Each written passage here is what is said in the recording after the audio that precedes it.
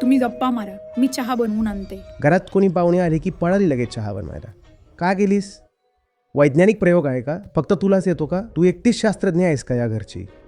नाही, ज्या हसतायत त्या सुद्धा हेच करतात. आणि काही बाहेरचं काम आलं की अहो बाहेरचं काम करून या ना. का तू बाहेर निघाल्यावर काय वितळणार आहेस का? ऊन खूप आहे म्हणून वितळणार आहेस? बाहेर पड. जी बाहेरची तुझी कामं आहेत ती स्वतः कर. काम पण कर आणि पैसे पण कमव. आता तर घरी बसल्या बसल्या लाख रुपये हातात येतात. ते तर दर महिन्याच्या 1 तारखेला कड्डी आणून सरळ आपल्या हातात ठेवतात. तुला काही करायचं नाहीये.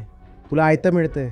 बस तू घरची कामं करत जा. मग स्वतःच्या हिमतीवर कमवायला लागलेस तर किती कमवशील? 5,000, 10,000, 15,000 यापेक्षा जास्त कोणी देणारच नाही. आणि 5-10 वर्ष उलटल्यावर अशी वेळ येते की तिला हाताशी नोकरी आणून दिली तरी ती करणार नाही.